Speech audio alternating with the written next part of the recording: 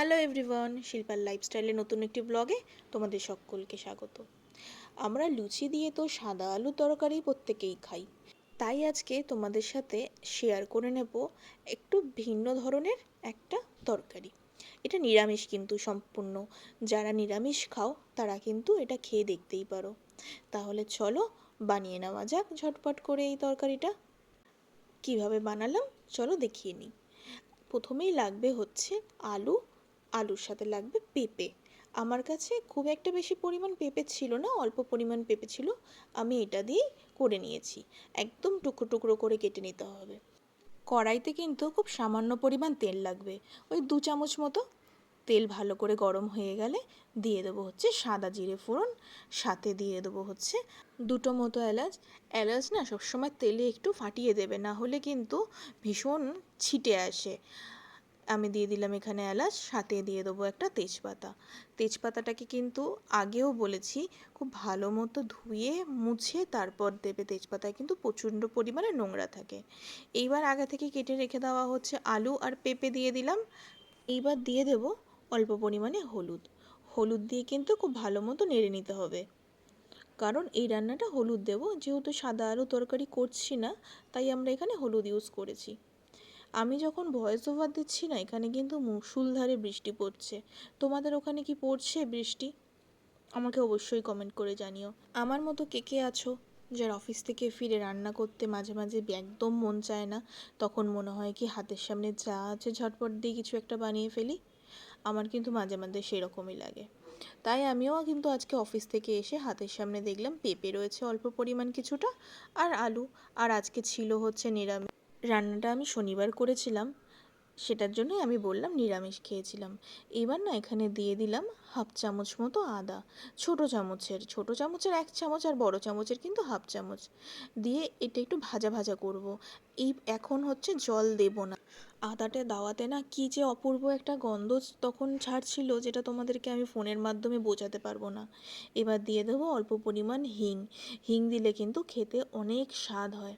আমি জানি না হিংয়ের কী বিশেষত্ব, কিন্তু জানি না হিং রান্নাতে দিলে কিন্তু রান্নার স্বাদ যেন অনেকটা বেড়ে যায়। খুব অল্প পরিমাণ একটু হিং দিয়ে দিলাম, দিয়ে এবার খুব ভালো করে নেড়ে নেব।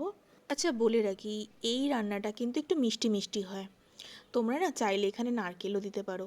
আমার কাছে না নারকেল ছিল না। নারকেলটাতে যদি অল্প করে একটু ঘিয়ে ভেজে দাও, দেখবে রান্নাটা খেতে এত ভালো লাগবে যে সবসময় মনে হবে নিরামিষ হোক বা আমিষের দিন এই একটা তরকারি আমরা বানিয়ে নিই, যেটা দিয়ে কিন্তু রুটি, লুচি, পরোটা সমস্ত কিছু ভালো লাগবে। আমার হচ্ছে ওই ছোলা আগে থেকেই ভেজানো ছিল, মাঝে মাঝে আমি একটু ছোলা ভেজানো অফিসে নিয়ে যাই। দেখলাম সেই ছোলাটাই ভেজানো রয়েছে। এই রান্নায় একটু ছোলা দিতে হয়, না থাকলে অসুবিধা নেই, কোনো ব্যাপার না, নাও দিতে পারো, চাইলে দিতেও পারো। ছোলাটা দিলে কিন্তু খেতে আরও বেশি ভালো লাগে। আর আমার কাছে নারকেল ছিল না, আগেই বললাম, তাই নারকেলটা দিতে পারিনি। নারকেলটা কিন্তু এখানে একটা কমই রয়েই গেছে। তারপরও এখানে একটু মিষ্টি মিষ্টি খেতে হয়, তাই এখনও পর্যন্ত কিন্তু আমি লঙ্কা দিইনি। আচ্ছা আমাকে একটা কথা বলো তো, নিরামিষ কিছু কিছু রান্না মিষ্টি মিষ্টি খেতে ভালো লাগে কি না? আমার না গলার ভয়েসটা এখন ঠিক নেই, একটু ঠান্ডা লেগেছে, তাই প্লিজ কিছু তোমরা মনে করো না। অনেক সময় গলাটা ভেঙে যাচ্ছে। দিয়ে দিয়েছি 1.5 কাপ মতো জল, খানিকক্ষণ ফুটতে দিয়েছিলাম। ফুটে ওঠার পরে দিলাম হচ্ছে ঘি। আমি সবসময় কিন্তু আমুলের ঘিটা ইউজ করি, একবার ইউজ করে দেখতে পারো, আমুলের ঘিটা কিন্তু ভীষণ ভালো হয়। তরকারিটা যখন ফুটছিল, তরকারির সাথে খাওয়ার জন্য কিন্তু আমি এদিকে আটা মেখে নিয়েছি। আমি না আটার লুচি বানাই। আটার লুচি খেলে গ্যাস অম্বলটা হয় না। লুচি খুব একটা ভালো গোল বেলতে পারি না, মোটামুটি বেলতে পারি, কিন্তু হ্যাঁ, আমার লুচিটা কিন্তু এরকম সুন্দর করে ফুলে ওঠে। লুচির সাথে বানিয়ে নিচ্ছিলাম ডিমের অমলেট।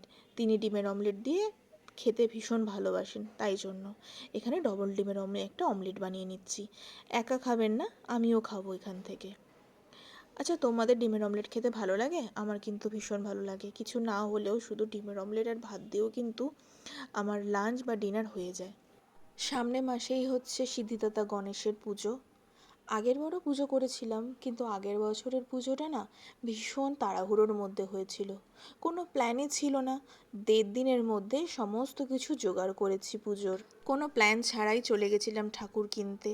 ঠাকুর কিনে এনে মাকে জানালাম, মা আমি না গণেশের পুজো করব, আমার ভীষণ মন চাইছে। ওই আগের বছর থেকে শুরু হয়েছে আমার গণেশ পুজো, এই বছরও করব গণেশ পুজো। চলো আজকের মতো টাটা, দেখা হবে আবার কালকে। গুড নাইট, প্রত্যেকে ভালো থেকো, আমাকে সাপোর্ট করো। সাবস্ক্রাইব করে কিন্তু পাশের বেল আইকনটা ক্লিক করতে একদম ভুলো না। লাইক কমেন্ট শেয়ার অবশ্যই করো, তোমাদের একটা লাইক কিন্তু আমার কাছে অনেক মূল্যবান। Good night, tata.